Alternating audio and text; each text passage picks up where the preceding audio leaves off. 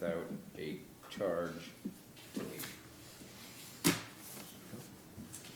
All right, Meaning a request for PTO, is that what you mean? Without a charge to leave? Yeah, I was wondering what that meant exactly too. Is that so that nobody has to, Yeah, use their accrued time. okay. yeah. Is this discussion now? Yeah. Open for You meant all discussion. employees, right? Correct. I just, the way the motion was worded, I'm just not sure if that was clear. So I just want to make sure. It was all employees, not just the manager. Marcy Only the says the human same. employees. Employees, okay. Yeah. Yeah, so I have a motion and a second. Any other discussion? Anybody have any questions? All those in favor? All those opposed? Unanimous? All right. Thank you. It's working for me, Audra. All right, we'll move on to F, Midco Solid Waste Work from Home Policy. Is that, who's presenting that? Anybody got any questions, or Would that be you, what we David? talked about it? It's just the personnel. No, the personnel thing, Yeah. I mean, we went over this, on our meeting 2 weeks ago, and, I think Brady had done a very nice job in it. We had we together changed a little bit of wording and made it a little bit more, precise as to what it was saying and how it was saying it. I've read it over and I've sent it out to the personnel committee. We didn't get it sent out to everybody, which we should have. I apologize for that. I'm gonna try to get my act together, so I didn't get you a, minutes from the meeting either. But, no, I'm happy with what it's written here and how it's working. That was the consensus we came up with it from the committee. You just need a motion? I just have a question. Question before we do one. Okay, all right, I didn't know if you wanted to just open it. One, Discussion. how many of our employees would this actually apply to? Two, Very good question. administrative only. So there, I'd be myself and Beth. okay. And in the kind of supplemental lead-in, it says the manager requests an informal policy, yet I feel like we're approving a formal policy. Is that just, am I just splitting hairs? No, it is a formal policy. That would be. There yes. isn't a policy. There isn't a right now, is policy, there? yes. There's nothing on that, there's no policy for that, so it's a new thing. And can I ask you, can I ask a question? Are you still taking your? Oh, please, I'm. Okay, we can kind of back. I realized I was doing that interrupting thing. Wendy and I are trying to work on that. Because what was confusing to me a little bit is like with all the time cards that I see, I mean, to me, it's kind of obvious that sometimes you're going to be working not at the facility.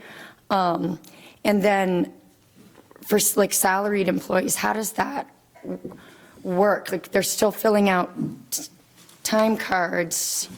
What generally, is this just giving you would you normally not fill out hold on, first of all, why do salaried employees fill out time cards at all?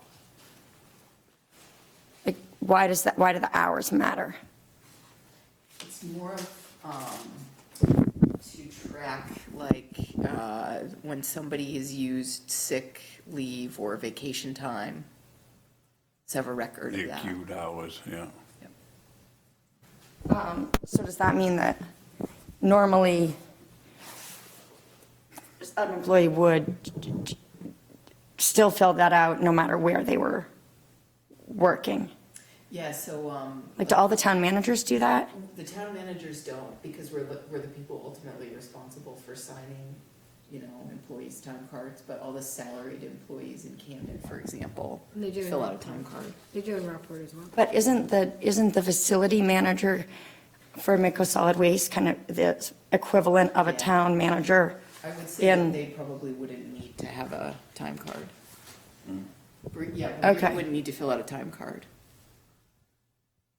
Is that, okay.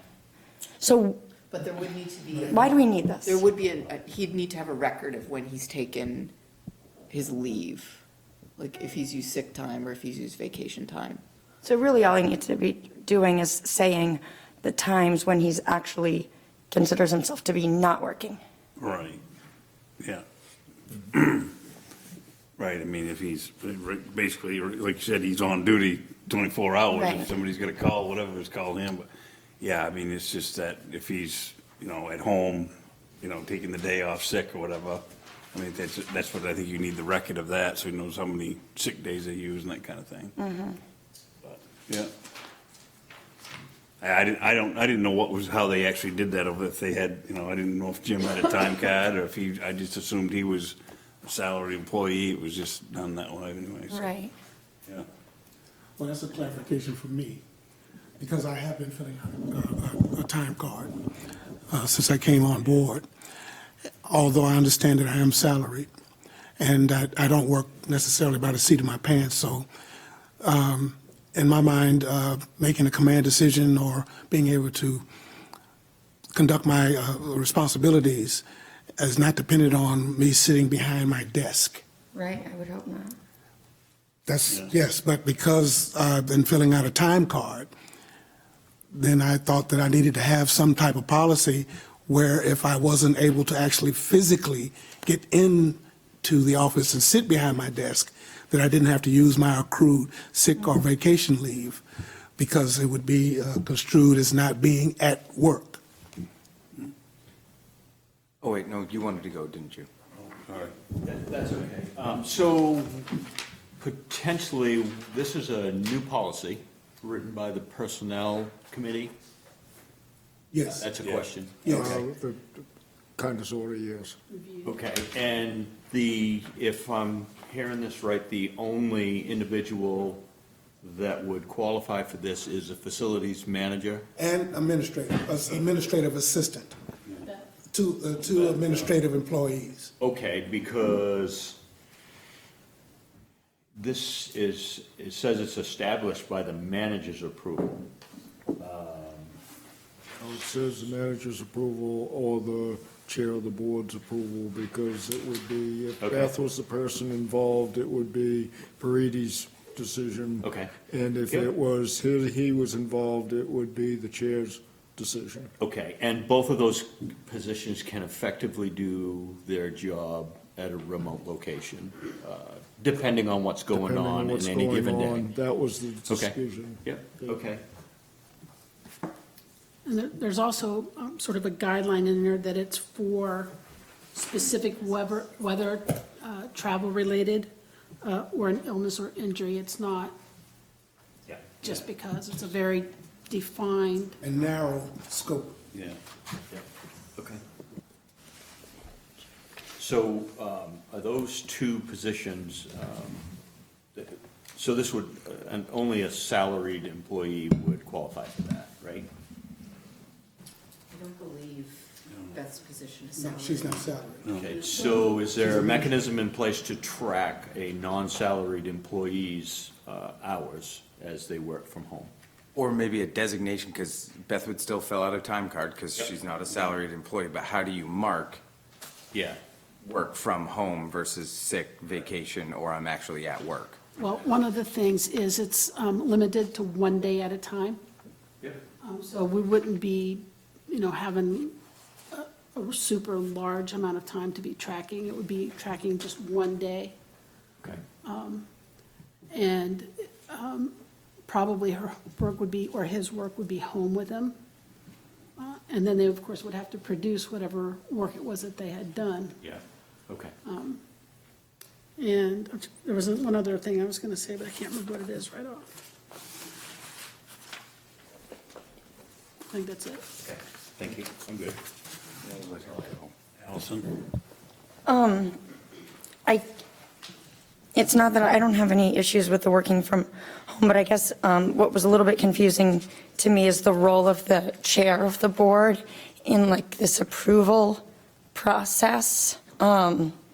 Because I'm just trying to think of it as like the way that we do it in Camden or the way we do it in any of our towns. Does the town manager need to get approval from the chair of the board before they can work from home?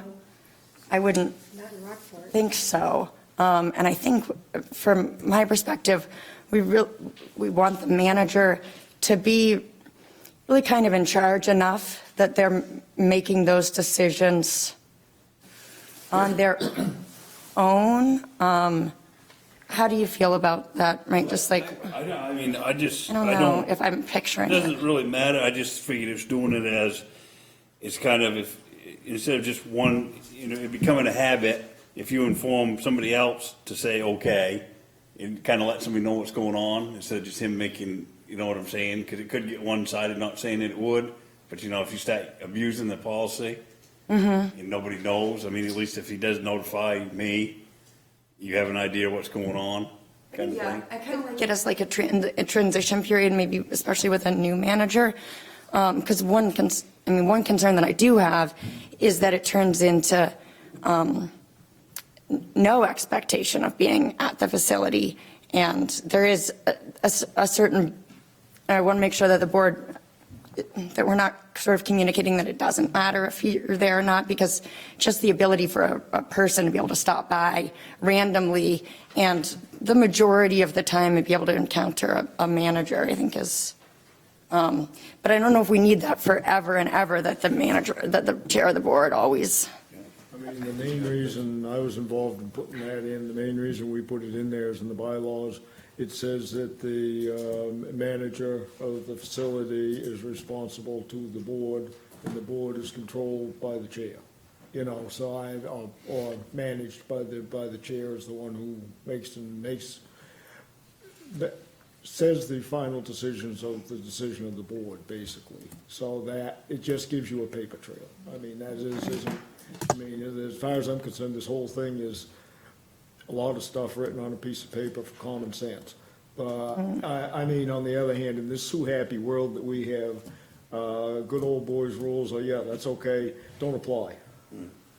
I mean, and Did you have something you wanted to add, Karen? or- Yeah, I'm good with the call to you. Yeah. As far as the administrative assistant, that's his to manage. Yeah. Or it's the Right, manager's to manage, so, there would only be, it sounds like it's gonna be limited times, and one phone call is cool. It does say you it's know? limited to one day at a time, you have to have, go ahead. I just wonder if we should consider notification to the board chairperson as opposed to approval. Exactly, Yeah, my that's- point. Manager Yeah. is a professional, and he should say, Mike, I am Oh, yeah. working from home today due to bad Because- weather. Right. Not say, Mike, mother, may I, can't. No, That's what I mean, just notification. Yes, I agree. Notification, I would change the word notification, Yeah. well, in the case of Beth, then you probably do mean final determination approval, but in the case of the manager, perhaps you need to add a sentence that says, in the case of, maybe you need to say, final determination approval is at the discretion of the manager, period. And then say, in the event that the employee working from home is the manager shall make notification, shall notify the board chairperson. Yeah, absolutely. Otherwise, it's gonna be too messed up if you try to do it in one sentence. Yep. It's just make it simple. So the administrative assistant would be telling you, Marie, notifying you, that would be the go-to. Asking for approval from. Ask for approval. Yeah, he would need to approve. That would be, Yeah. you'd be her go-to. Yes, if there was That's a his circumstance. employees, Yeah. Also, in the definitions, it specifically states that the primary work location for every employee, including the manager, is located at 90 Union Street and nowhere else. That is the defined location established for everyone to work from. It's to be clear that there would be no remote Yeah, areas other that than could just the serve, yes. computer stuff, yeah. And that, other than some circumstance beyond a person's control, such as the weather or road conditions. Yeah. Then the expectation is that the manager will be at Midco Solid Waste, working from their office at that location. primarily. Go ahead, Owen. Just kind of building on that, I'm sure you all discussed kind of examples of what this would look like. So, I mean, inclement weather, late night board meeting, you're wicked tired the next day, like what are we, well, what kind of Right things? here, it spells it out. Yeah, no, I think that it should only apply to weather-related or road or, Yeah, I think Injury. that's what started the Weather, whole, it was illness, weather or related where he injury. has to travel so far and he just now, wants. I to did put in bid was there okay. about illness or injury, and that was mostly to necessarily, to apply to an administrative assistant, as well as it might be weather-related, but, and we're talking about Beth in this position, but just for the position itself, if there was surgery or recovery or something like that, and that the employee I felt could be accommodated and still actually provide the service and do the job that, fulfill their responsibilities, and could do it from a remote location such as home. Again, only the two eligible employees that we have. Yes, because, again, everyone else, by their very definition of their position, have to be there physically to perform those duties. I mean, unless if something Anything comes else? up. Well, then that means. Then you that can approve the that some- company- Yeah, the company, we would close if no one could, if the weather was so severe, we wouldn't open for business. And then the employees would have a day off. Right, but sometimes somebody might go to training or something and you decide, or they're doing, something sitting at home, updating their certification online or something, and you can approve, that's your discretion if you decide at some point that one of the It's employees. employee. We see Gary doing that. I mean, it's possible, Well, I didn't really know, learning the new credit card system. As David, our chairman of the Personnel Committee, mentioned that he just felt that a third party might have some question or concern that the manager was not in the office that day, and that construed to the fact that I was not being responsible for my duties and carrying out effectively the charge that I have as manager if I wasn't physically there. Whether I'm on vacation, whether I'm off sick, whether I'm in a conference, if there's a call that has to be made to me, a command decision that has to be made, I will make that decision. And I will not let it be interfered because I may be technically on vacation or technically off sick. I feel like physically, a lot of my responsibility as a manager doesn't necessarily require my physical presence in order to make a decision for the operation to continue and function efficiently and productively. Yeah. One quick thing, I guess I'm slightly uncomfortable with the definition for the board chairperson, just because this is now if approved, it is a definition within our policy. I think it should be deleted. Don't mean to interrupt, but I just think it should be deleted. Yeah, I mean, to Notification is not gonna define the change board that. chairperson as the level with authority over the corporation's manager Yeah. now prescribes some significant powers to the chair, which did not exist before. So could I interrupt there? Sorry. do. And then it may take care of your suggestion. If it So- involves deleting it, then I'm all about it. Yeah, so, okay, so I don't want to wordsmith this to death, so I'm trying to resist that. But facility manager is what we define and is what we call Bree's position in the bylaws. And so I think we should put the word facility in front of manager and call it that way in our policies to be consistent as a corporation. So I think it should say facility manager. Therefore, there's only one facility manager, and I think we can delete the second definition, and we can delete the board chairperson, because we all know who the board chairperson is. And that would leave you with one definition. And so you don't really need a definition section. You could just put the definitions the first time you call it, or it could be the first sentence in the policy or whatever. But however you want to handle that, I don't care. Can I jump on that too? And I'm sorry, but, we say we've discussed the potential of being at a conference and making decisions as following into the same category as working from home, yet working from home is working from the employee's residence. Oh, good point.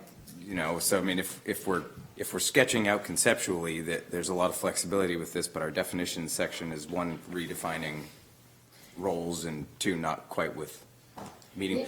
And by the by, I'm totally cool if this passes. I'm not gonna vote for it because I think it's really unnecessary. I think that if it's really bad weather and you can't make it to work, we should probably shut the facility down. If you are injured, then you should probably stay at home, and I would expect a salaried manager of a corporation, if at all possible, to answer their phone and make that command decision anyway. You're still gonna get your paycheck at the end of the pay period. So I just think that this is, I mean, I get where you're talking, the Sue Happy world. I guess I don't feel that we're opening ourselves up to unreasonable liability by not having this policy. I just think it's kind of unnecessary. And I also, just being blunt, I really don't like that we're writing a policy for two people. It just, I mean, we've provided some good flexibility. You can reach out to the I don't disagree, board chair, but, let them know what's going on. Again, I was filling out a time sheet, a time card, which I haven't done in my careers. And this is new for me because as a professional, you salary, you just take care of your operation. Well, one thing it does protect the corporation on, and I'm not saying you, Brady, but I'm just saying, to the extent that it does create an expectation that people are going to be working at, at the transfer station, not at home, and that working from home policy is pretty much, is an exception, not something that is liberally done. So to the extent that we want to document that, then it's helpful. Because you could have a facility manager who works from home, Yeah, 5 days a week. 5 days a week and says, Yeah. well, I'm a professional, and so where does it say that I can't do that? And you're also telling him that he has to notify the chairperson. Without a policy, he doesn't have to notify the chairperson. So there are some things that protect the corporation in terms of, expectations. I thought the expectations were kind of laid out in our contract. I mean, it does give Mike the opportunity, or the chairperson, to be able to say, this is starting to get possibly away from the intent of the board, and then there'd be an opportunity to, otherwise, it's not quite like our town offices where we're going in a lot more and kind of seeing what's going on, so. I think it's fine if this is the clarification he feels like he needs right now. and- This particular subject has gone through a committee who was appointed to take care of things of this nature, and it's come before us to vote. We've had a small discussion on it, so I think we need to move one way or the other. Sam, you said Can I something you just want to add? clarify? Absolutely. So the definitions, the reason for those definitions that Brady came up with was narrow for this, so that if you said you're working from home, it doesn't mean you're working from your child's basketball game. If it's too bad for you to go into work, weather-wise, it's too bad for you to go somewhere else. And these are just sort of scoping out what's on the other side. So the administrative assistant would, be responsible to the manager, and the manager would notify. So the definitions aren't redefining what it is, it's how he kind of bullet pointed what he was going Yeah, to do in but I here. think So- that we should need to call it facility manager to be consistent with the Yes. bylaws. And if you're gonna call it facility manager, then what are you gonna say? The facility manager is the guy who runs the transfer station. We all know that. We don't need to define it. The board chairperson is the chair of the board. Well, Right. we all know, the only time you should have definitions is when you don't know who that entity or what that thing is. So I then that's think about that written number in here. one provides some value, that it means working from the residence, but I don't think that number two and number three provide any value. Okay. But you could say, you can still have a definition section if you want, just don't number it, because you're only gonna have one, and just say, quote unquote, working from home means working from the employee's residence. Yeah. And take out number two and number three, and every place where it says manager, like in the last paragraph, put facility in front of it. These are just my recommendations, and then, as I said on the first page, I wrote it out, the end of the first paragraph says final determination / approval is at the discretion of the manager, period. In the case of the facility manager, to avoid saying he, she, in that case, I just said the manager shall notify the board chairperson. And that takes, there's no need for these anymore then. Right, right. And the last thing that I would do is, I'm a little confused about the last sentence. Participation in a work-from-home arrangement shall be based on specific written, work-related criteria established by the manager's approval of whom? Something's wrong there. Written work criteria established by the manager's approval of whom must make. Okay, that's a typo. Yeah. Where are you at though? On the back, Second from the last line on the back. under eligibility? Yes. Yes, last sentence, Brady. Yeah. The last two lines. What's it supposed to say? Oh, manager approval of whom must make the, yes, that's a typo, that's all. Who must make the selection criteria known to the eligible employee. I was trying to articulate that I would define what the criterion would be for my administrative assistant if I were going to allow her to conduct her work from the house for whatever reason. Just trying to So, be clear. the participation in this arrangement should be based on specific written work-related criteria established by the manager. That's it. Period, That's it. Yeah. period. Right. Why do you need the rest of it? I don't. Okay, put a period after manager. I would say after criteria. Oh, when, By the facility manager. right, Got that? yeah. I've kind of watched you at work sometimes. How much of your job can you actually do from home? What's he looking at?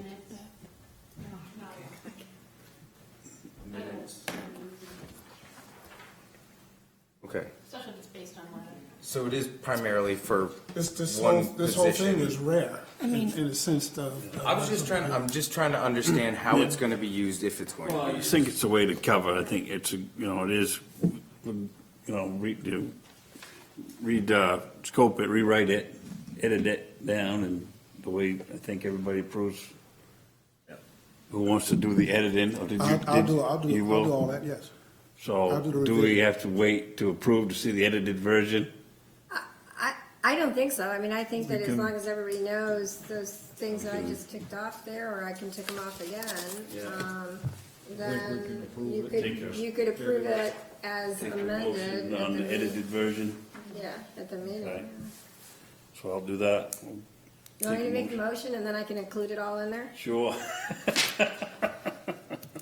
So, I move that the board approve the work from home policy statement as amended, which includes, adding a separate section, do you want me to go through the exact amendments? Which I think- includes adding Yeah. a separate section to the first paragraph, and I'm gonna give it, taking out the definitions 2 and 3, putting facility in front of manager, and ending the last sentence with the period after manager. Okay. That's my motion. Ben, second. All those in favor? All those opposed? Who's gonna do it? You want my chicken scratch? Sure. Oh, I want to take that. You get that? All righty. There might be another manager that needs facility in front of it that I didn't catch. I didn't catch that. Brady said he would do it. No, I can send it to anyone who would like to. You've got wicked Sam nice- probably has plenty to do. Okay. All righty. Moving it on. So, on to the draft budget. Yeah, we're from 2021 budget review. All right. mean, Brady, what do you think? Do you want to provide the introduction to this, or do you want me to do it, or? I would like you to do it if you don't mind.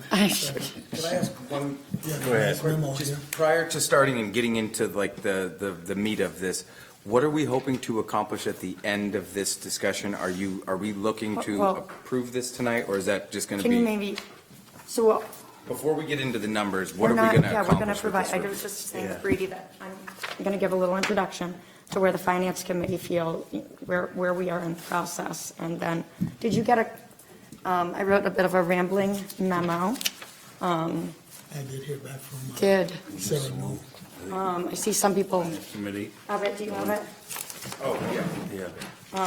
It's not rambling at all. I mean, it's a little Copy bit. of that. So the finance committee has actually met quite a bit, 3 times since the last, right, I know, it was just separate. passed, I it was passed just passed out. Yeah, did everybody get one of them? Yeah. I'll send, I literally finished it as I was getting emails from the auditor 5 minutes before this, and then I deleted the little section. So we've been really focused on trying to, knowing that we have, a new manager, and that makes it challenging to go through the budget for the first year. We really did want to give our very best foot forward in terms of trying to get the budget done by the agreed upon deadline in the interlocal agreement. We've met 3 times.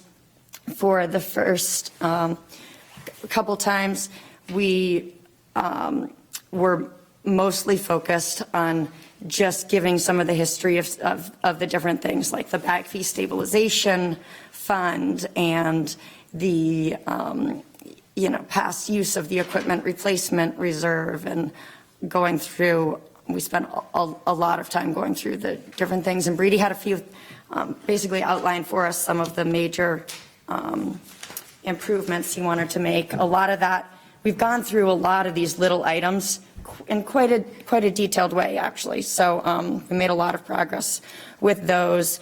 It wasn't until the last of the meetings, and until Saturday, actually, that we were able to get all of the revenue line filled in.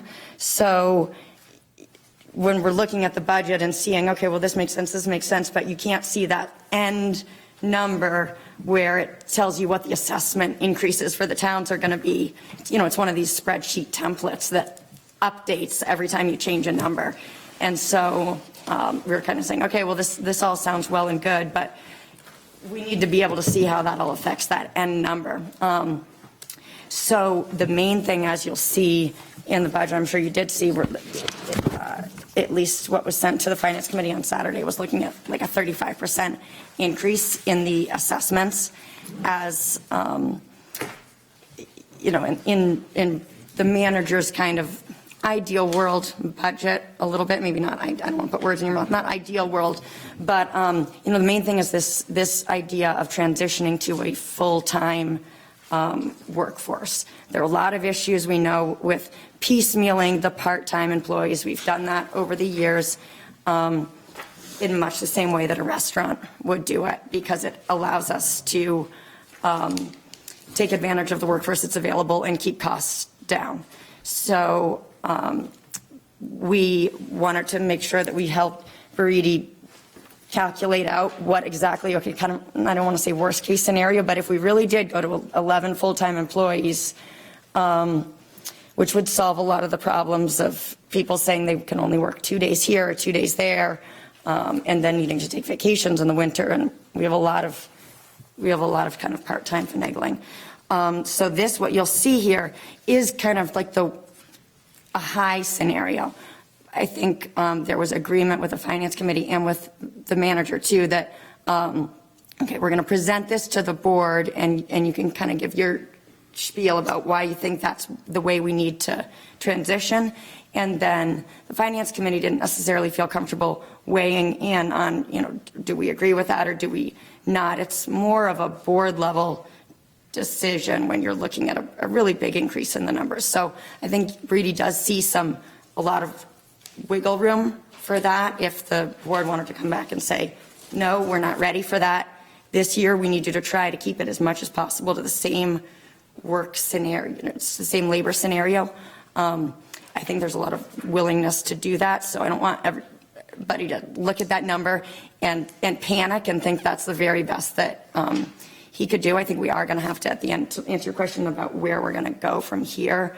The Finance Committee isn't able to say that this is our that all these numbers as presented would be our recommendation. And since we didn't get all of these numbers until Saturday, we also weren't able to come up with an alternate. What we can do is point out the area of the labor as needing significant attention, and possible review by the Personnel Committee as well. Another area is that has a big influence on the budget is what our reserve funds are. So we have the equipment replacement reserve, which by all accounts is quite healthy. And we try to look for some different opportunities to fund things from the equipment replacement reserve rather than just from the general fund, so to speak, or from taxpayers. So we have 300, I guess I don't have a copy of my own memo. We have, what does it say here? 308 at the end of the FY19 audit. We had 308,491 in the equipment replacement reserve. We had budgeted to take out 59,000 for the loader and 70,000 for the trailer. We had advanced knowledge that likely the Strategic and Capital Planning Committee was going to come with the recommendation that you did, which was that probably the trailer isn't necessary. And so if you just take 59 away from that, then we're looking at, we should, as long as we don't need to use that over this fiscal year, we should have about 249,491 in the equipment replacement reserve. One thing we noticed is that the dozer payments haven't been funded from that in the past. So going forward, we have dozer payments, and that's a perfect use of the equipment replacement reserve. So we can probably take that from there. I don't know if you had a chance to incorporate that into the budget, funding it from that. No. So that would be another $59,000 that you could take away from the taxpayer burden here. Then there is the question of whether or not there are other things that could be funded from that equipment replacement reserve as well. We also have two other reserve funds that we have the Facility Improvement Reserve Fund, which may or may not have ever been officially voted on by the board. There's a landfill development reserve, which several years ago apparently was kind of agreed upon that we didn't need anymore because we budget annually for the landfill. That has a, this is in the audit. A lot of this is it's kind of complicated to figure out where we are in each of these funds, because you have to look at the audit from last year and then you have to project any changes that we know are happening this year to figure out where we're going to be at the beginning of this next projected budget. So if you look at page 40 of the audit here, that's also in our packets, you can see where we were at the end of FY19. It looks like we at one point had a station maintenance, also called in other places facility improvement reserve, that according to the auditor on the books right now has a negative balance of 17,188. Then we have the landfill development reserve, which we may not need anymore. That could be the suggestion in the past, according to all the notes from the auditor, was that that the landfill development reserve be rolled into the station maintenance or facility improvement reserve. That would allow us to have a reserve fund that is not it's not just equipment replacement, it's, because what we also realized as a finance committee is that we don't have a clear definition for each of our reserve funds and what what their intended purpose was. So there are some things in this budget that may be able to be funded from a station maintenance reserve, because that would have a positive balance if we rolled those all in. Overall, we also discussed if we are going to fund more in the labor line, there is a need. Historically, we've looked at bag fees as a product of, basically we take bag fees and we set that based on the cost of getting rid of the trash, and labor costs are part of that. So a big jump in labor cost might, we have two ways of funding that. We can fund it from user fees, or we can fund it from taxpayers. And so it might be that a big jump in labor costs should also coincide with when we reevaluate the bag fees, but that's another board philosophical discussion. So tonight we, Sticker, right? or, yeah, I mean, that's another thing that I threw out. We could do, just everybody that wants to use the facility. We know that, another point that we could make is that, and one of the increases is because the cost of recycling continues to go up. So, what's the best way to fund that? Do we want, in the past, we've said that we do want to continue to recycle, even if we're not making a bunch of money on it, even if we are losing some money on it. The question is, do we want to try to fund that through some kind of user fee system, or do we want to fund it with taxpayer money, or do we want to fund it with increased bag fees? Maybe a $5 sticker just to come into the facility, and we don't even try to worry about whether you're from Hope or Lincolnville or wherever you're from. We're letting people come in from wherever, and sometimes they are, since other places have ended recycling programs, coming in and recycling at Midco Solid Waste is attractive to them. And so, anyway, there are a variety of ways to fund that. I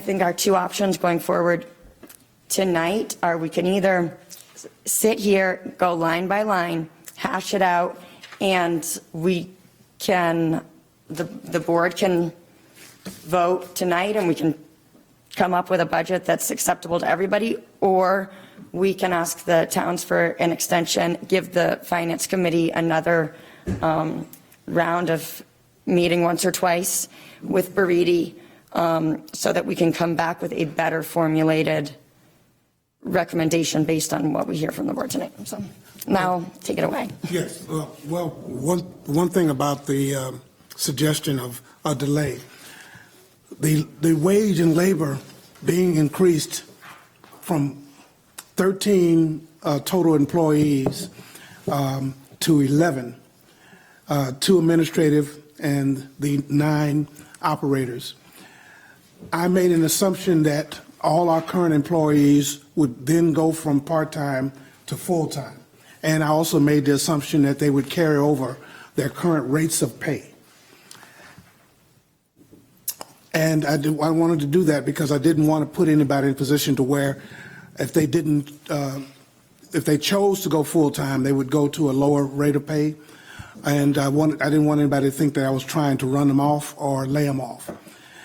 What I found out is I was working under the assumption that all part-time employees who are non-union, non-Teamsters, could not perform the jobs of full-time union employees as operators. They're all classified as operators, but they could not perform the duties such as driving a forklift, operating a forklift, a roll-off truck, a bulldozer, a loader, or anything like that.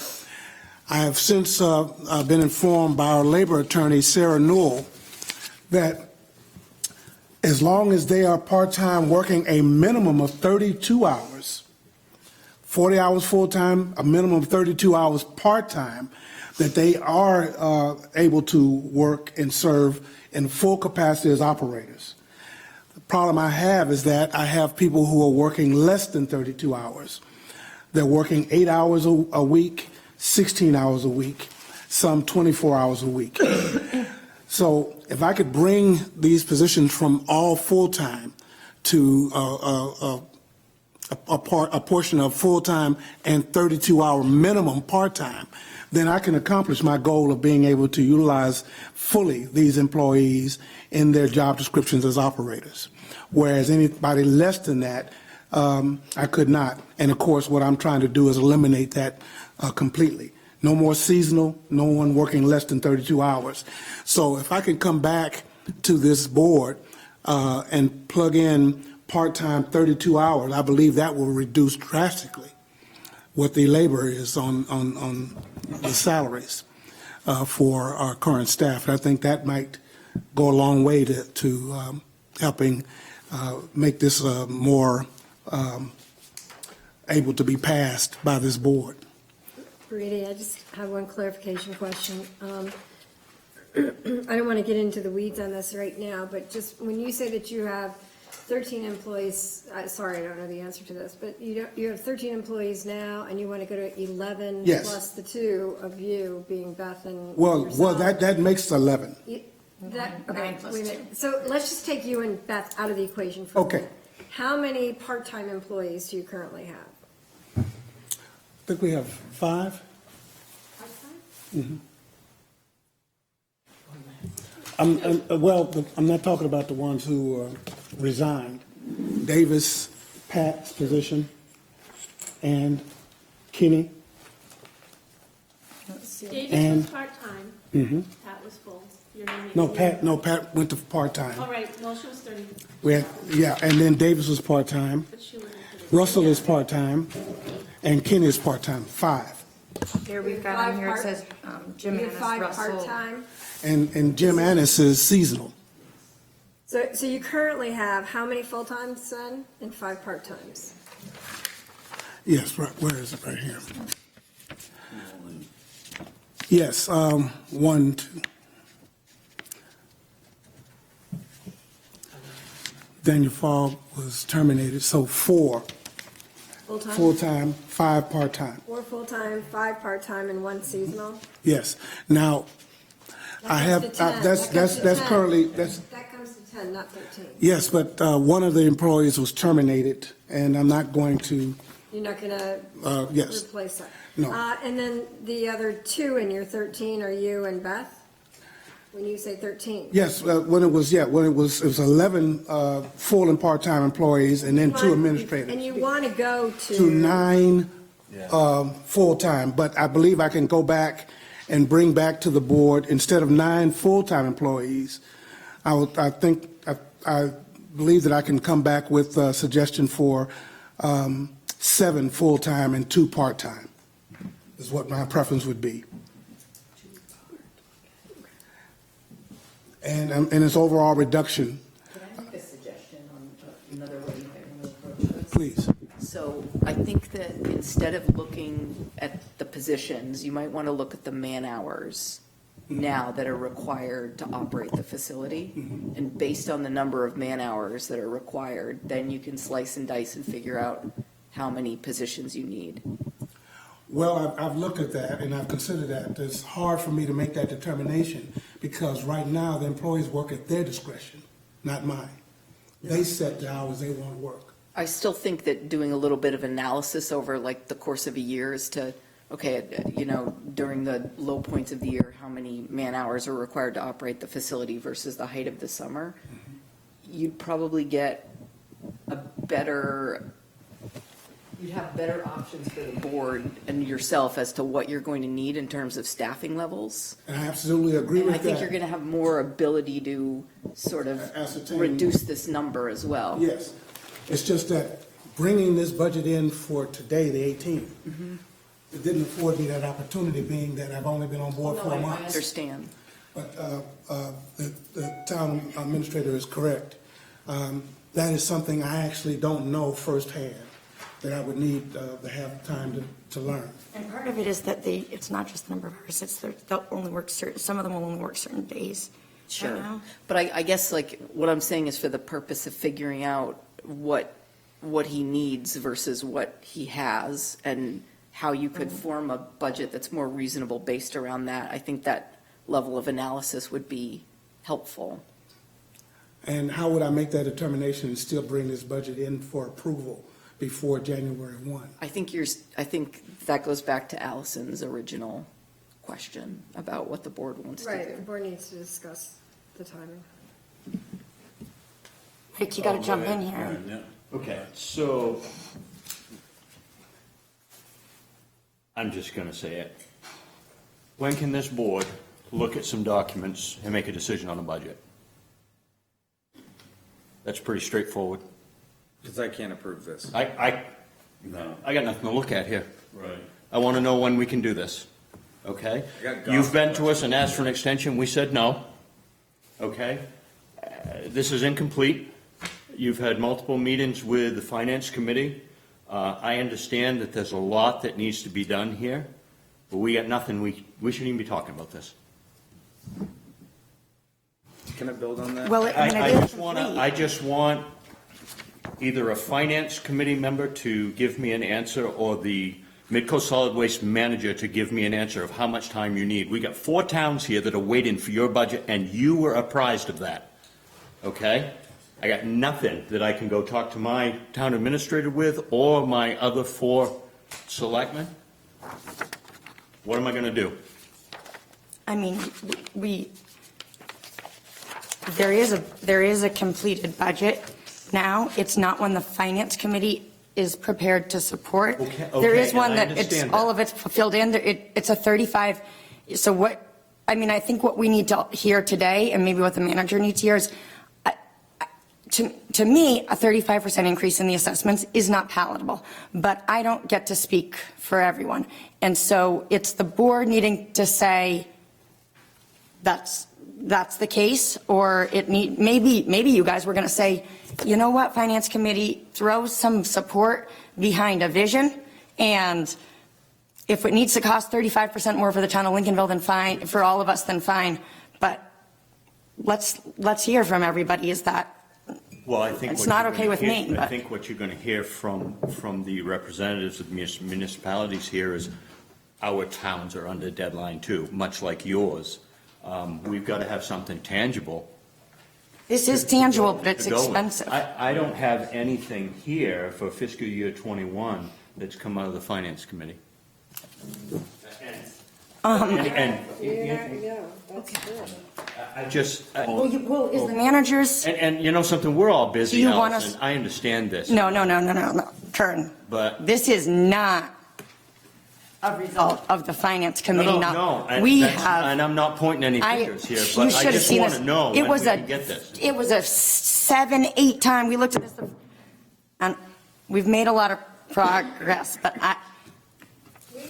this is not, We received it on Saturday. we did not. We received it on Saturday, so that's not time for the finance committee to go through line by line and support anything one way or another. I just want to know. Oh, and you have something you want to That was my If you want question. it to be 35% increase, we can, what do you mean you want a finance committee recommendation, or you need if you like this budget, okay, if these numbers are okay with I don't know if I you? like this budget. I haven't been able to fine tooth comb it. Hold on. I don't Owen approve of had it. I think we something he wanted to say, so. Well, So, thank you. Yeah. So I looked over the budget. As written, I cannot support this budget. However, there are some, and I think that it's appropriate to take a little bit more time, flesh some of these numbers out, because we really want something that we can consider and then do a little bit of horse trading, try to figure out how we massage it to a place to where we're comfortable. And so instead of going line by line, because that's kind of probably not going to make a lot of sense right now, just for me, having reviewed it, there are some items of which I'm more concerned about, items that I'm less concerned about. And so possibly a process would be to go through it. And if within segments of this budget, there are items of concern or items you want further explanation on, we can kind of highlight those, and that gives Finance Committee and the facilities manager some more narrow focused, like just for example, other financing sources, and maybe I'm just dumb, I can't find that 84,900 in the budget anywhere. It's not there, it's not There's there. other things that I have questions about. So, that would just be what I would throw out there. If we can go, who's got questions about Wages. Who's got questions about? Wages, that's what's operating? driving this whole budget. There's nothing that different in this budget, and we'll be able to go through all of that if it's opinions too much, because some of it is philosophical. What should be the taxpayers? What should be this? What should be? So we need to hear from this board, what kind of an increase are you okay with? And we can make that, I feel very comfortable that we can make that happen, and I think Baridi is flexible with that too. But just so we can know, I mean, a target. yeah, like, do we want? A ceiling, isn't that what you're describing? Deborah, you spoke to that before, Of a at one of our percentage. meetings. And with the change in labor and cleaning up some of the things that the manager Post, or Bill Post pointed out and have seen, this shouldn't take, I don't see why we would need January 31st before we come back. Well, because we don't. That's something that we all approve on. We will. But, and you're right about the reserve funds. We actually, it's very likely that we have some very good information. What continues to be a problem is that there's a different language that is spoken between, so Jody calculates out what our undesignated fund balance is based on what we have on hand, minus all of our commitments, minus what's budgeted for, and then gives us a number. The auditor insists that we're a corporation and we cannot talk about undesignated fund balances because we're a corporation. We must talk about net position. And but Jody, being, doing it the way that she does it for Camden, says that we're actually well above the board policy right now of, for an undesignated fund balance.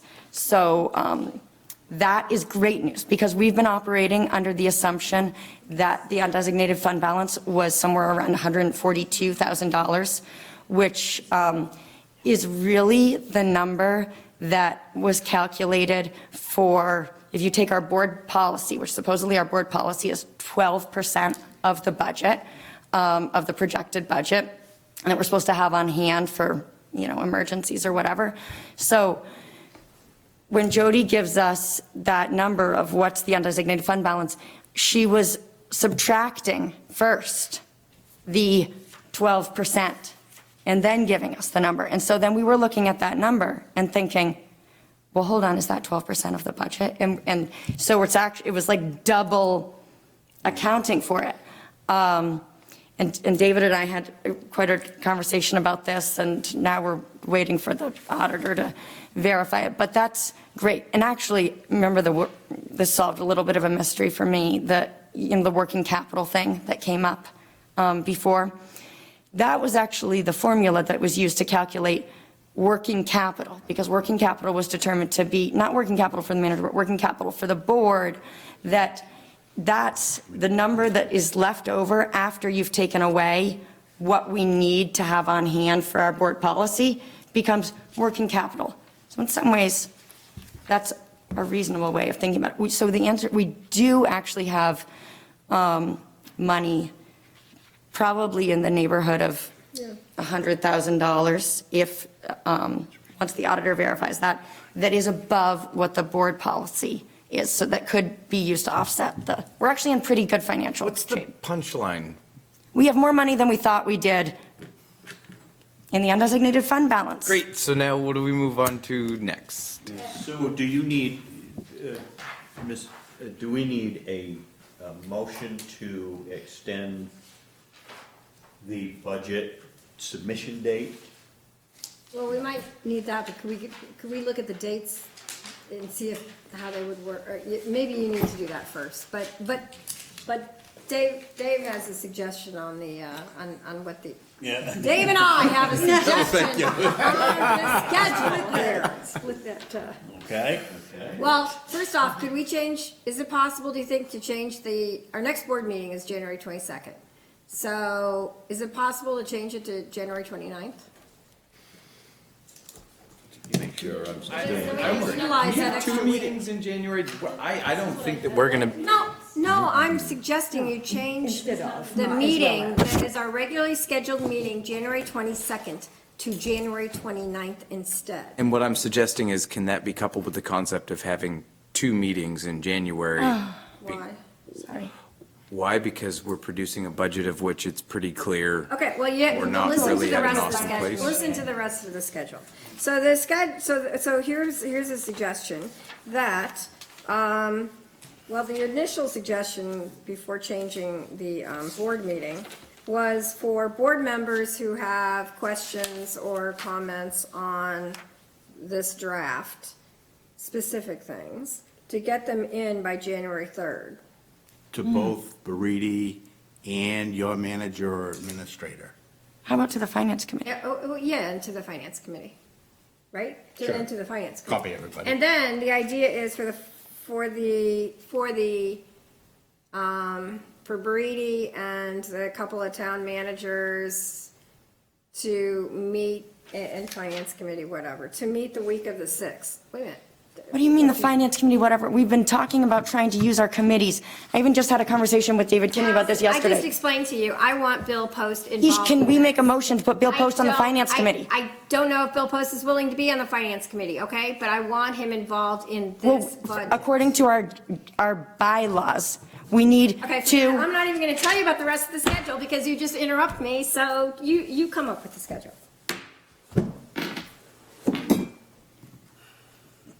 I might We get along resign from the quite well, finance guys, and the committee meetings because I are nothing came like into the this. finance committee kicking and screaming. And so if you don't, go along with me a little bit here, I can simply resign from the finance I committee. go along with you quite a bit, Deb. Not on I'm this. here one. tonight because, All right, thank you. go ahead and finish with the schedule. We'll see if. So the suggestion was to get comments in by January 3rd. Then to have, during the week of January 6th, have involvement of the appropriate town managers with us in further developing this budget. Then by January, then the finance committee actually meets to try to On come the up. 10th. I'm sorry, the week of the 6th. The week of the 6th, not Yes, but- specifying a particular date. But the finance committee has a meeting The scheduled. week of the 13th, the finance committee would meet to make its recommendations, and it would be helpful. We do have a meeting then scheduled for the 22nd. And you could either keep that meeting of this board, or you could, I suppose you could, thinking of what Owen is suggesting, reserve the 29th just in case there's just tons of problems or whatever, and you want to, have a second meeting on the 29th.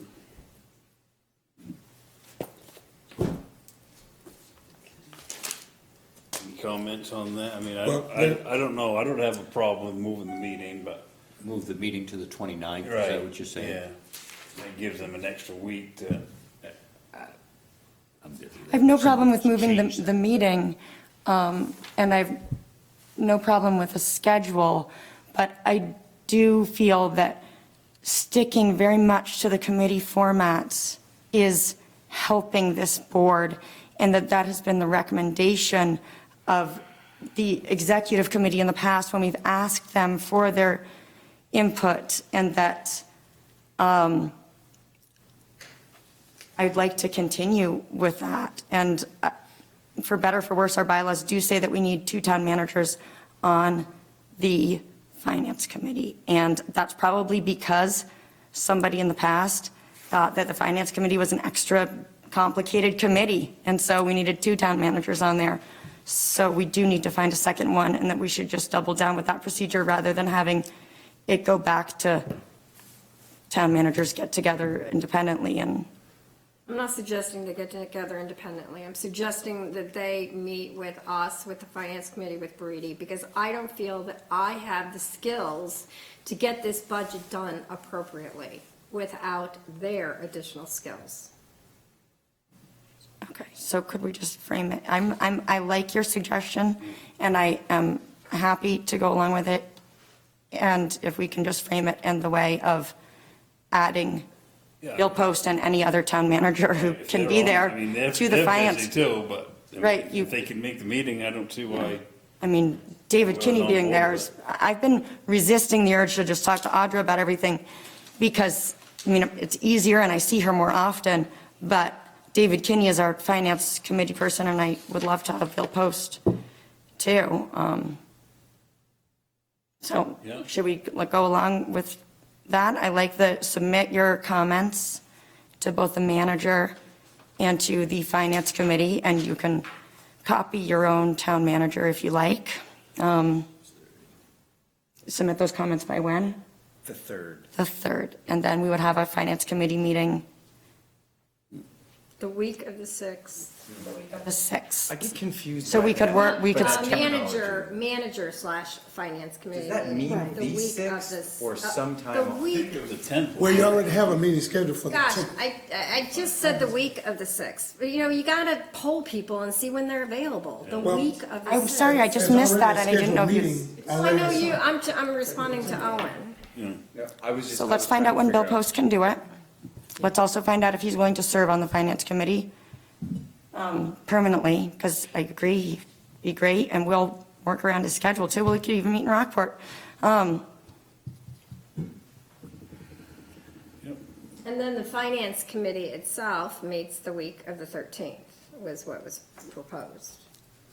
I think we can roll those into, I don't think we need to have separate meetings. The Well, no, manager.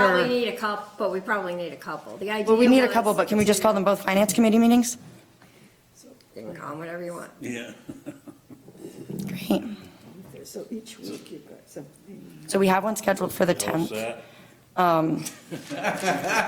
I will send out an email and I will copy Bill Post and the normal finance committee as well as Mike.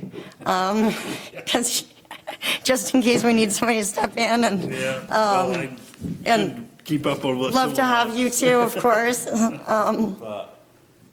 Go ahead, Wendy. I have a question just for clarification for my own records. So I heard what you said about the week of this or that. So are you setting dates, do we have dates tonight, or are we going to set them later, but just say each week? We've got the week of this, we're going to meet with the week of this. So we have not set dates tonight, and we're not going to set them until we get closer to each No, I think potential. we should set them by email. I mean, we can email Okay. each other with That's dates. just what I was trying Yeah, to know, if I'm yeah. going to get down on. Kind of got to poll people to see. I mean, the person we're missing right now would be Bill Post.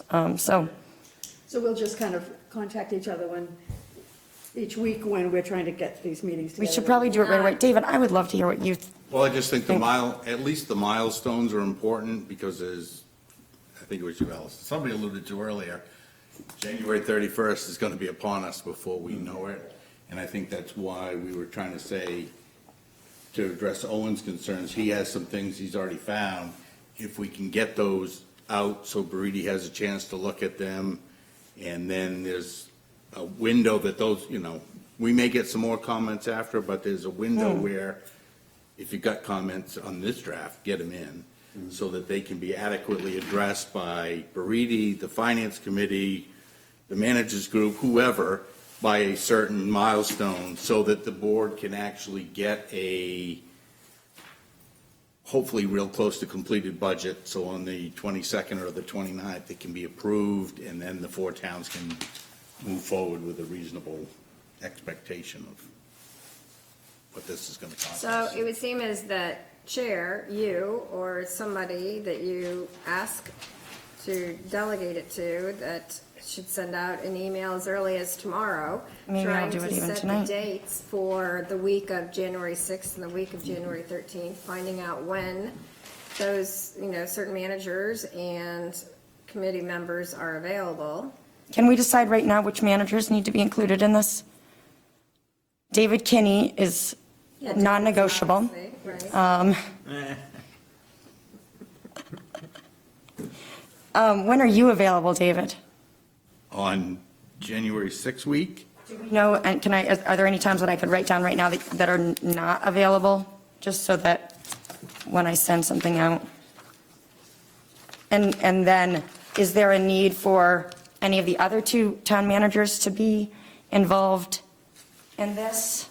Or did you just want to submit your comments in the comment window, period? the nice thing from my perspective, if I weren't on the finance committee, is Wouldn't that be I know nice? that Kern and David work jobs and aren't available as much as I would be as a manager or administrator. And I also know a little bit more about what their expectations are in terms of reading a budget and seeing a budget and getting the information they need, so that if Samantha and Audra and Bill get the same thing from their people, it may be harder for Bill since he's new here. I mean, we all, yeah, One I don't know, like if- that. but I mean, are we we- really we committing need- all the managers to having to come to the? Right. How We about we'll need- make sure we send it all out? Yeah, I mean, we need to get, the budgets by interlocal agreements due in, what? 2 weeks? Yeah, I mean, And it's going to needs to be all hands on deck in January to get this done. right, so you're right, that's why, so the first meeting is going to be the week of the 6th. Yep. And so I'm going to send out an email as early as tonight and I just want to make sure that I'm including everybody that needs to be included. Is it the will of, this whole thing about including all these other town managers? I didn't know that it mattered. I thought that was, if they know there's a meeting, they want to be there, they can be there, right? Yeah, we will also, once we agree on a meeting time and place, we will be sure to alert the rest of the board. I think Deb's first Was the thought third. was to decide on a meeting date that you're gonna do either the 22nd or the 29th. Her second thought was that representatives would get back to their managers. No. Third, That was. that could go into the week of the 6th into that other meeting. But we're talking right now about this, a finance committee plus any needed additional managers. But there was feedback to. Right, they want it by you the wanted 3rd. feedback.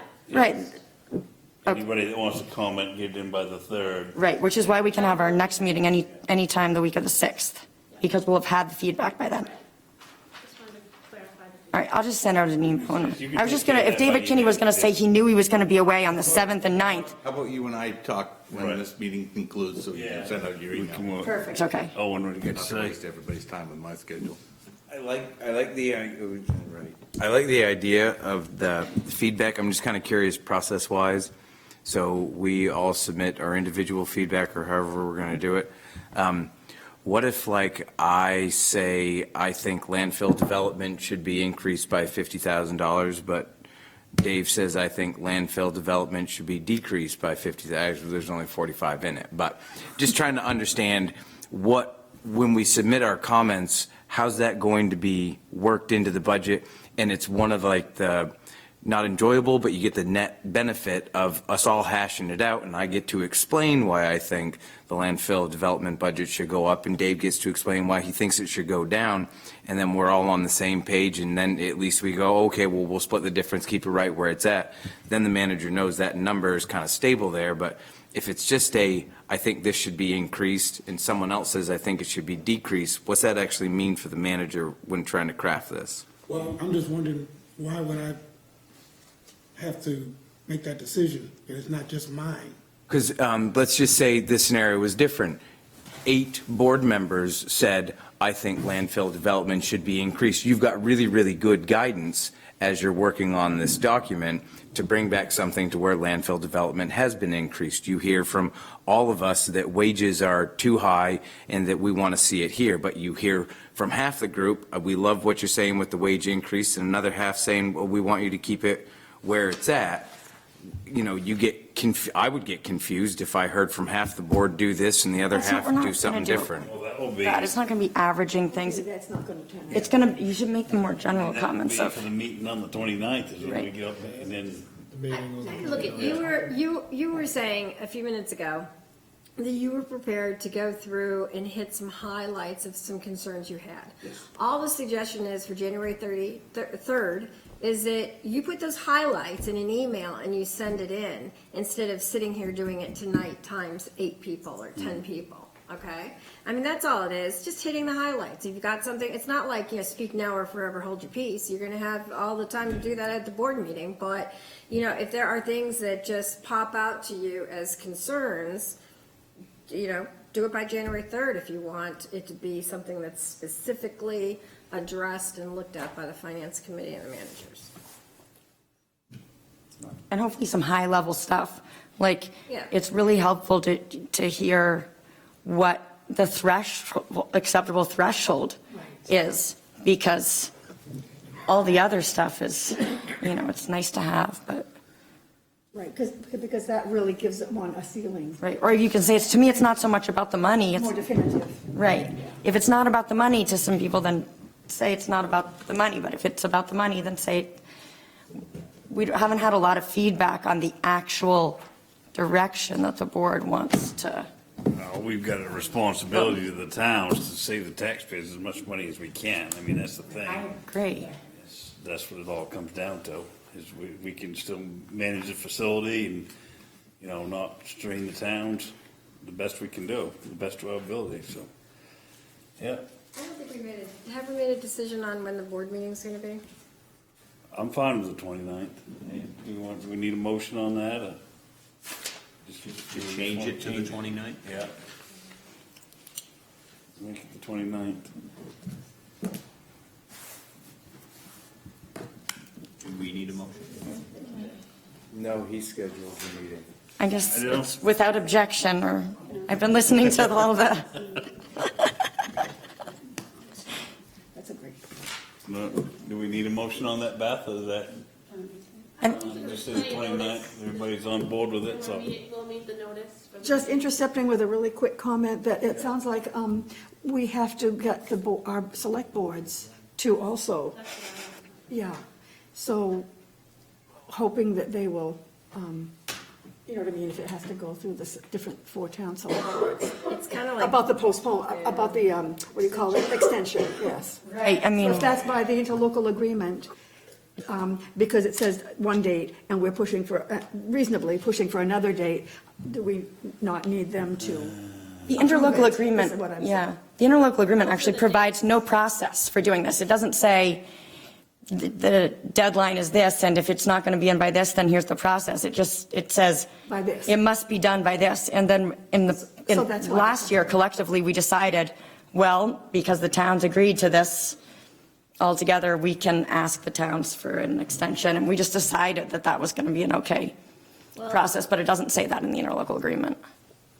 It doesn't say. It doesn't It say- just gives the date, but it gives the date. Right, it doesn't say, We're going to go again, if we're not going to follow that, do we need our towns to vote? Well, I don't think that the town, I don't think that. You don't, I'm The just wanna be interlocal sure. agreement, well, let me just say this, the interlocal agreement is passed by the towns, by the voters, not by the select board. So the select board wouldn't even have the ability to say, yeah, that's okay, because they don't have the ability to waive something or change anything that's in the interlocal agreement. So I mean, that's the way I would look at it. We have to ask the I guess voters. I would say. What are we sorry, basing our postponement Mea on? culpa, sorry, we tried our best, we have a new facility manager, here's the deal. And report it to our boards, because what I get can what you're anybody saying. do about it? So then you're saying it's sort of like it's easier to ask forgiveness than permission, sort of concept, is that kind of what you're saying? inform them. I mean, any town that wants a number to plug in is free to plug in, you know, right, The manager's like, right, like aim high. Right, right. Yeah. All right, so are we all set on this? Guys, we can move on. No motions or anything we needed, we're all set. All right. So, on to Director and Executive Committee comments and updates. Provide a quick update that last night Camden passed the resolution, the extended producer responsibility resolution that we brought to this board a couple months ago. So we did that in Camden, had a discussion about it. I spoke also with Sarah Nichols of the Natural Resources Council of Maine. She offered, we had bad weather last night, but they were willing to send somebody to our meeting to talk about it. So if it was something that this board wanted to talk about, they would probably be willing to send a representative. If anybody wants to talk more about possibly doing a resolution in your towns, you can feel free to reach out to me and I can give you more information, or you could reach out to the Natural Resource Council. I don't need to take any more time with it and you know, in this meeting than anybody wants to, but if there's appetite for that, then I can I can send along any information to anybody that wants it. That's something we should take back to our boards to see Yeah. first at the town level and then. It was kind of a hard thing because they've set it up like for towns to sign on, but it seemed like it was going to take a little longer on this board, so we just did it in Camden. One thing that was interesting when I talked to Sarah is that she did say that they're hoping to get the wording so that the kickbacks wouldn't just have to go to municipalities. So it could be directly to solid waste districts and solid waste corporations like ours. The basic premise being that when recycling costs the municipalities money, we would get money from the state through this fund that they manage. We would get money to offset those costs, because the idea is that the companies that are producing the packaging that is difficult to recycle, they have to help pay for that. And so the incentive is for them to create packaging that is highly recyclable and easy for us to market. So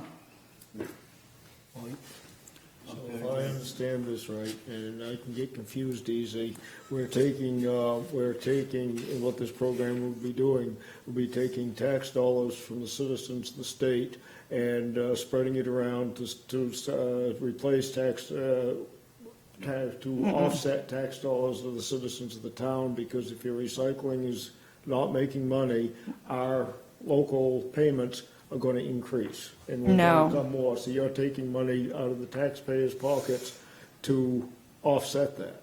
No, Taking money from companies. Where is this money that they're going to be Companies would have to, from? companies would have to pay a tax on, like, the large companies that are producing massive numbers of containers. Like, say if you're a company that makes, that makes this, and that's deemed, the product would be given, from my understanding, a score.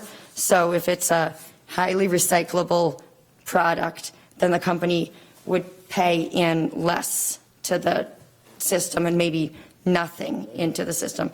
But if they're, and it would be like in Maine, if they're selling massive amounts of number 3 plastic or something in Maine as part of their container program, then they are paying in something to a state fund along with that. They're penalizing Okay. the company. The company that is, For using the wrong product because it's. for using a difficult to product that is dispose of. expensive for the municipalities Okay, so the to recycle. The company's doing this by raising the price of their product to pay for the tax Right. that is Consumers pay. going to be going back to the municipality to offset it, so it's still coming out of the citizen of the state's pocket.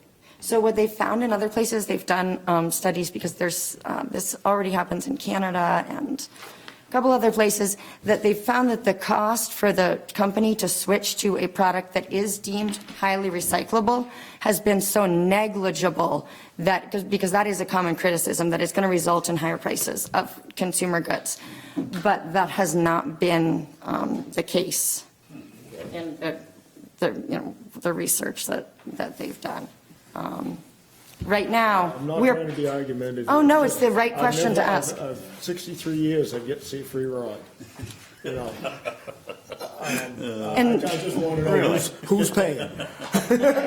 and they do also have a system for, it would, right now, the state is coming up with the final rules, so it's like companies that fall into the system or don't fall into the system, it's based on how much revenue, and not everybody wants to get into all of those weeds, but this woman, Sarah Nichols, who used to be Sarah Lakeman, who was involved in some of the fiber aid, all that stuff too. She's pretty knowledgeable, and I'll just go ahead and send all the stuff that she sent me to you guys if you want to take a look at it. There was a frequently asked questions section. Looks like bottom line is it could result in money for us to pay for our recycling programs. So I think that's why Camden decided to go ahead and. Anything else from anybody? It's really good to see you all. All right, move on to the manager's report. anybody have any questions, I think we've covered most of It it. was just those two things. We approved the half a day, Yeah, and I'm going to revise the work from home policy. yeah. Those are the two Okay, things I had. that's all you got? Yeah. Strategic and Capital Committee, So, is that you, or is that me? well, but there was a report That was so well done. where, did we all get that? Yeah. Yes, it's in the packet. Yeah, right in the packet. I don't have it. Here. Wait a minute. I have it. I got it. Yeah. Speaking of 63 and deserving a pass. Heck, dude. I don't know if anybody's had a chance to read that or not. I did. I thought it was great. Rudy will expand on that, I think. Yeah. Oh, Yeah, I guess he's, Who wrote that? Bill Post. Oh, nicely done, Bill. He did very well, yeah. encapsulating everything that we talked about. Can't wait to have him on the finance committee too. Yeah, Well, what was brought forward was the fact that there were 4 key areas, and it was waste hauling contract that currently we are without. A contract to haul MSW, municipal solid waste and other materials, building and equipment infrastructure, options for construction and demolition, debris hauling. The waste hauling contract, we were able to determine that we can enter into, put out for an RFP to request for a contract. And I think that we talked about it being put in place by March 1st of 2020. And because we're without a contract, to continue to haul our waste to EcoMaine. That contract with EcoMaine doesn't expire till March 31st of 2021. So I'm going to put out a request for proposals for bids to actually enter into a contract with a hauler to continue to haul our waste. Right now, Windsong Farms is hauling our waste and has been since 2018 and even before without a contract. And that's no problem because we've been paying the fees and as we've been going forward. So we're going to enter into an agreement and get that done. The second, number 2, disposal contracts for MSW and other materials. We talked about the possibility of hauling our municipal solid waste to another location. The agreement. Well, this is MSW. Currently we have a waste hauling, we're working without a hauling contract. And I've spoken to and received some tentative numbers on what those pricing would be, and they're very attractive for us to go into, to get an actual contract established and approved by this board in order for us to actually have a contractual agreement with a hauler. Mid-Coast is without one now, currently. And the committee talked about the possibility of our legal, Paul Gibbons said that we have no obligation to, because we have no agreement, there is nothing legally binding us to preclude us from going out for an RFP. No, I thought you had already moved on to the second. Okay. And that one was on CDD. Okay, and it is the disposal contracts for MSW and other materials, which would be, you call it CDD, construction demolition debris. Right, the second one. Yes. We were able to determine that we can actually enter into an agreement now, if we wanted to, where we can haul all of our waste from the landfill, from the construction demolition landfill, to another landfill, and get out of the landfilling business, and be able to haul that waste, dispose of that waste from the CDD landfill at the same cost that it's costing us now per ton to dispose of it in our landfill. Doesn't cost us anything, it costs. Am I recognized? Do we actually have numbers? Yes. Yeah, When do we They're- get they're to not, see those numbers? we do, but Yes. I want to research one of them. You know, I brought this up, and I Yeah. apologize Oh, that I no, missed the but last one. I've that's not what been we're able to told. wrap my head around, and Me neither. All I can say is he I've been must told have- a lot he of must have stuff some other before. place. Yeah. I don't know, but that's something, if we get into that, we gotta research that, make And sure that I'll be number's honest to correct. the fact that I don't know. I would love to see that actually be the case. I just, intellectually, I'm having a really hard time thinking that we can somehow accept construction demolition debris at our facility, load it into a truck it someplace else, and dump it there for less than having Bob run over what they dumped on the top of our remediation site. And I would love to have that be the case. I just need to see some numbers. What Winsong has told us is that he can haul it off for what we're charging. That's all we would have to pay him is $140 a ton. And I find that hard to believe. Well, but then that's still. I don't know if we should be talking about this actually. No, We have that's no inclusive, revenue that from the includes, landfill. that includes disposal cost. He's trucking it off Yeah. in his trailer. Right, And Yes. he's paying the tip fee. That's right. right. Yep. Yeah, but then we don't make any money on the landfill. So you're gonna research this more and give us an in-depth report? I've been in that department, and that doesn't quite, either he's got someplace black market, he's selling that stuff. But anyway, no, it's just something we was looking at, we discussed. Yeah, just something we discussed. It's nothing that we're talking about going forward with anytime in the 21 fiscal year. Yeah. It might be something for a discussion for We talked about like 2022. leaving it, instead of closing it, we could leave it open, that would just slow it down even And more. yes, and retard the rate of fill for the current Go ahead, landfill. Owen. So I'm not talking about one or the other.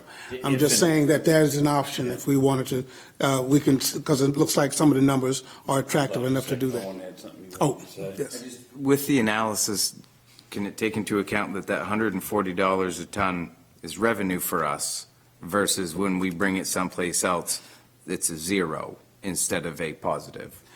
When the people pay us $140 a ton Mm-hmm. to bring it to the landfill, and we, instead of bearing it and all the expense of landfilling it, it's haul away. Yep, so that's a zero.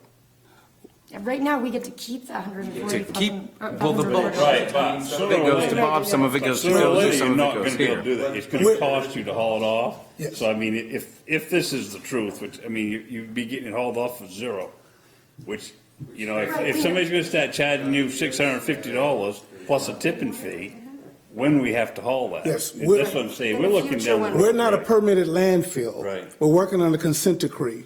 We're a quarry acting as a landfill. And we are under a consent decree to where we have to comply with ensuring that we're treating our leachate, our methane, and everything else.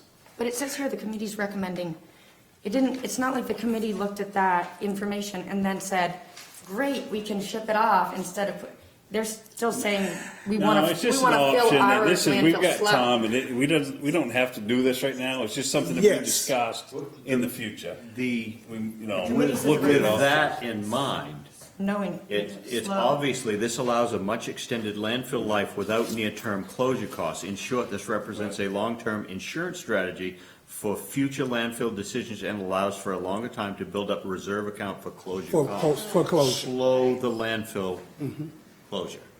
That's what we're recommending here. If in fact this is There's actually no true. date, there's no date, on There's- if we yeah. do this, you start hauling some of it off, that thing could be Yeah. open for Then, 10, then, 15 then you years. don't have to worry about having X number of dollars for a date. But we're hoping to slow it. What exactly is open at our construction demolition debris site if all of our construction demolition debris goes to a separate site? What are we Well, limping along?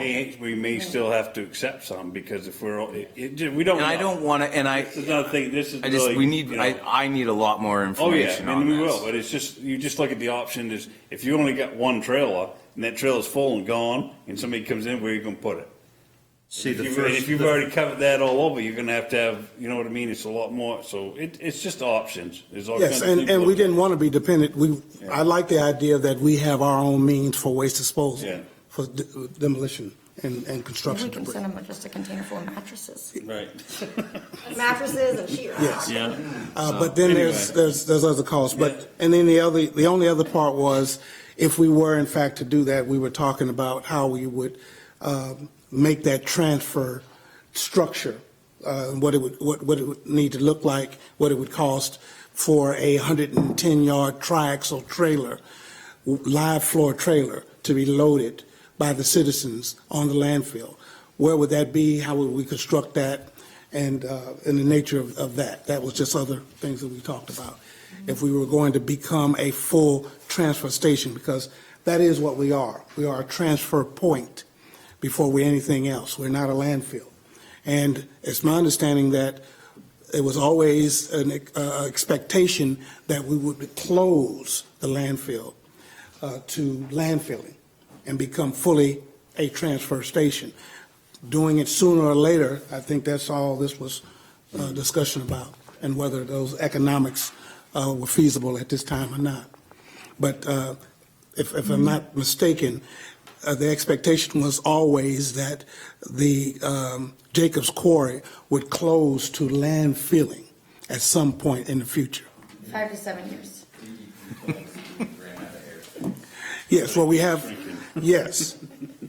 Yes, and all of the things associated with landfilling, and then instead concentrate all our efforts on post-closure maintenance and closing it and dealing with all our post-closure, lifetime post-closure maintenance responsibility going forward.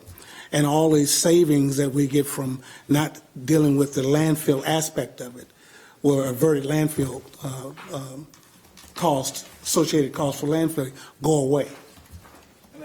No revenue either, but. There are certain savings by taking it and have it being a net zero, I suppose, but under our current stock contract, there is a net benefit because people pay us $140 to take their stuff there. And Yeah, we make a lot of money every year. we make a lot of money every year by people bringing their stuff to us. And what I would like to see is how much does it cost us to actually process that stuff? And what is the net benefit? If we make $400,000 off that, I'm just making a number up, but it costs us $60,000 to have the dozer going, Bob running it, various different things, fire suppression, then we've netted $340,000 towards the landfill closure. Under the other construct, it's a big zero across the board, which I support once we've closed that landfill. And We might be able to raise prices even more, because even after we raise these prices, our landfill revenue has held steady as can be, which is pretty awesome. So, Yeah. Well, let's just move along with it, because that was just suggestions of what we talked about on the committee. Yeah, and that's all. So within that, just one more question. Within that, it says, board action, the committee recommends the funds from the fiscal year 20 operating budget, the equipment reserve fund, be moved to another fund. So you're gonna need that for your budget. Do we need to make a motion on that so that that actually happens? The $70,000 for the trailer that we're not going to And that's what I'm purchase. talking Yes. about. Do we need Well, to make a motion on the that? thing is, if it never gets spent, David, were you there when we talked about that? I don't know that we need a motion to, because we budgeted to take $70,000 out of the equipment reserve fund in order to do it. The board never actually, we put that in the budget, but the board never actually got to the point where we had a trailer, and then we voted, we vote to take $70,000 out and pay for this trailer.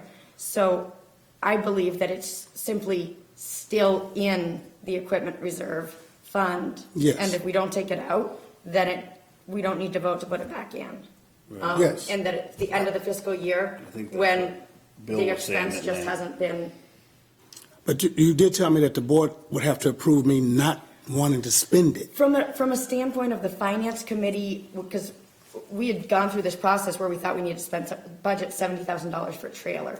And so what I felt is that in order to not have the finance committee say that we need to keep that in the budget for next year, that we needed the strategic and capital planning committee to say, yeah, the reasoning is sound, let's go ahead and not budget for it. So I think that we've gotten what we need with this report of Baridi explained it, you guys agree. Now, the finance committee can also agree to not, it makes perfect sense not to budget for it. I think we have what we So need. do we need to designate it, a vote to designate it? It doesn't hurt to, I don't believe that we need to, but Okay. Did the finance committee actually, I think there was, we discussed it was a separate, that was actually put in a separate account. It wasn't put right in the equipment reserve, that 70,000, was it actually put into the it's trail? been in the equipment reserve. Is that where the money was appropriated to? No, it was appropriated, it was never appropriated at all. We knew that we had $300,000 in the equipment reserve. So when we did the budget for last year, we budgeted to spend $70,000. Out of that account. And then Okay. we planned as a revenue source for it to be not taxpayers, but to come out of that fund. But since we never actually did it, it's still there, is my feeling. It doesn't get moved at the point of doing the budget is not when the money would get moved from a reserve fund. And please, town managers, stop me if I say something wrong. No, but I couldn't remember how that whole, because I know we had approved, but I didn't know if we figured in the budget and took it. I didn't realize we actually took it out of money that we already had. We were the budget indicated that our plan was to take it out of money that we already had, but since that still would have needed another board vote, once the actual piece of equipment was identified, so. Yeah. What about the first one that says recommended board action? On the first page.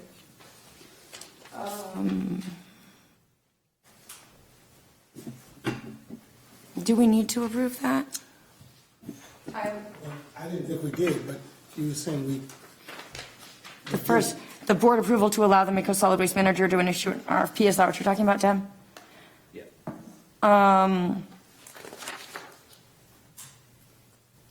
don't know. What do the managers think? It doesn't say that in our, I move that the Midco Solid Waste Board of Directors encourage our manager to issue an RFP for hauling services in both 3- and 5-year contract terms as soon as possible to hopefully be actioned by March of 2020. Second. All those in favor? Any discussion? can't hurt. Can I ask one question as we pass that? Can we put out an RFP for a 3- and 5-year contract when we only have 1 year to send it someplace because we don't know where we may be sending it for the rest of for the other years? Oh, That's a very interesting point. Are we allowed to? Does it make sense? Allowed to make a contract and not know where the truck's gonna go? Because we're not obligated to accept any of the RFPs. wanna disclose that in the The hope is that we RFP. get our stuff in order and that the well, I RFP is a believe that was proposal. what we discussed, actually. Subject to change. And then we can work with that person if we get a favorable RFP back and we start engaging with that person. Hey, by the by, we're about to make some decisions. Highly likely we'll go here or highly likely we'll go there. We'll engage with them. If we need to break that engagement off, They've already been we made. can do that. I know. That's already been discussed. To redo- Contract plowing, we do it for 3, 5 years, something like that, so that they can go borrow money and make plans. And then- And can they borrow money if they don't know where they're gonna be going all the time? But think about it That's a this way. different- That's a different figure. You do a 5-year plowing contract, and then the next thing you know, state says we got to take over this road. Well, hopefully, in your contract with the plowing person, if something happens, we accept a new road, you do a new renegotiation on that to kind of incorporate for what the new reality is, because you didn't think 4 years ago you're going to be taking on a road in year 5 of your 5-year contract. I think we just have to leave it up to the manager's discretion and Yes, but all- keeping it in mind that, No, I mean- that's the very first thing that I covered, so it's already been discussed. Okay. The hauling contract is different from my tipping and where I'm going to tip my waste. But the haulers need to know so they can know what numbers to bring in. And of course, you know what we discussed, so. are you, That's- I've already and covered. you're familiar with where to put that out, and I don't know if we have a policy about where to advertise all that, and Yeah, Beth knows though, just do it with our I didn't know I normal. needed to get the board's approval just to do that, though, but it I seems don't- like I got it. You don't necessarily need it. We just did it because rather than sit here and talk about whether you need it. I have it. I have it, right? The vote just been passed. Okay. Right, what we don't agree on, we don't know for sure whether you needed it or not, but you have I don't it. think you really needed it. I don't either. Okay, we got it done. Yeah. Okay. Anything else? You did. They did. I thought like second and there was discussion by Dave. Oh, No, we he got did that it after the vote. And then he discussed it. Kind of went out of order. Yeah, it was all unanimous, yeah, sorry about that. Yeah, no, it was my fault, I didn't ask for discussion, I figured it was all, It goes straight to my hips. So Oh, you were telling me to, anything else from the finance committee updates? Please, God, no. We got that. I already told Bill Post that, welcome to the, congratulations on being on the finance committee, he said I knew I should have come to the meeting. he's learned an important lesson tonight. Yeah. All right, so there's nothing on that? No, unless you'd like to hear more from Deb and I about, No, you guys didn't, save your argument for the email. we really do like each other. All right, the government's committee? We all quit. No, I'm just kidding. Any updates? We had a meeting tonight, and made some motions on some recommendations that we'll be making to the board on some bylaw changes. So we've made some good progress, and what we plan to do is at our next meeting in January is to approve a final report to the board with the idea. I don't know, I'll have to ask. With the idea then in February or March, you could put on the agenda approval of certain bylaw changes. Or approval or not, or, you know, Yeah, we can put it on there. consideration of certain bylaw changes and whatever Yeah. action. Sounds good. At either the February meeting or the March meeting. Yeah, it's snowing out there. Can somebody take a note about that, I feel like sometimes we're forgetting when we say in meetings that things need to go on the agenda for next time. Yeah. Because I just remembered, weren't we supposed to also put on the agenda the voting on the chair and Yeah, I that was stuff? gonna bring that up. Yeah, I was thinking about that earlier, I'm glad you brought that up. Yeah, we need to have a vote on the chair, and so, yeah, this should be either, I mean, I would say that it should go on the February agenda. Somebody should make a note for it to go on the February agenda. Facilities manager to make a note of some of the future agenda items that we would like to have on future agendas. So February is bylaw changes, which we'll see how it goes. Could get moved to March, but let's shoot for February. And then, so the report, last comment on this, the report that we intend to give to you guys is probably gonna have like 3 sections in it. One's gonna say, for your information, here's certain things that we found and blah, blah, blah, blah. The second thing will be, here's bylaw changes that we recommend be made. And then the third section of the report would be, here are changes that we suggest be made to the interlocal agreement, which we know is on a different, longer Yeah. timeline. Yeah. All right. You made the notes, yeah. No, I did, that was one thing I did notice when I was looking over the agenda too, is I thought we were supposed to put that on there, but I didn't know whether we had a full slate, if we was just gonna wait or what we were gonna do. So, why don't we just, financials, anything, got any questions on that? Go over that? Anything from anybody?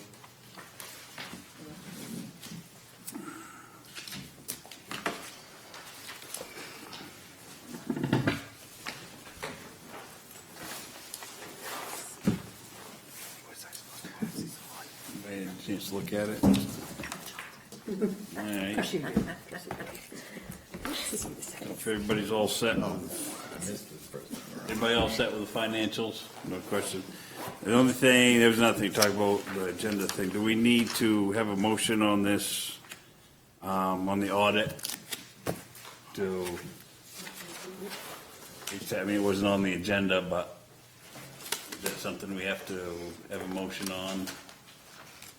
You know, does anybody know? Dave? We never put it before the board. I haven't read it for vote. myself, so I don't have a clue. All right, I just didn't know if it was, To accept the audit? Yes, we have not done that yet. Yeah, and Allison left the room. She's our Oh, yeah. chair. Or the other bigger one. I would make a motion to. Did we wait for Allison to get back? accept the audit Some of us haven't read it. from R.H.R. Smith Company dated June 30th, 2019, and amend that to say the draft audit, because there's still a watermark on it. Do we know that that's what Yeah. Allison recommends that we do yet? No?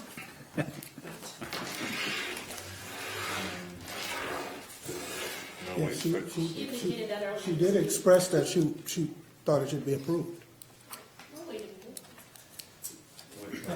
She'll come back, she'll Should be right speak for back. herself.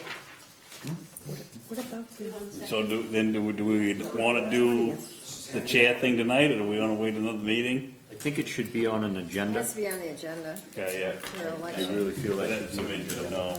Okay, for the next meeting. yeah. We'll make sure that's on the agenda for the next meeting. This, No, the chair, voting in for the chair. oh, okay, Yeah, that'll be on 29th. yes, yeah, the next meeting. So, would you like to second a motion to accept the draft audit from R.H.R. Smith and Company, Formica Solid Waste Corporation dated June 30th, 2019? Would you like to second that motion? What kind of discussion occurred? We can't have that No. discussion until the motion is seconded. It wasn't on the agenda, and I didn't know I if don't, we had to I have don't that. particularly want to second Okay. that right now. Great, having no second, we can move on. I mean, that, I move that we adjourn. All those in favor? Aye, aye. It's like it's unanimous. So you said you wanted to approve it. You didn't like the process of it. It wasn't on the agenda, but I didn't know if we had to make a motion or not. That's when it ends, that's in the fiscal year. I just got an email from Erica. Right, like we don't do ours, and I'd like to have it always has this date. Mine was actually before the budget. So we got adjourned at But that may have just been the way I printed it.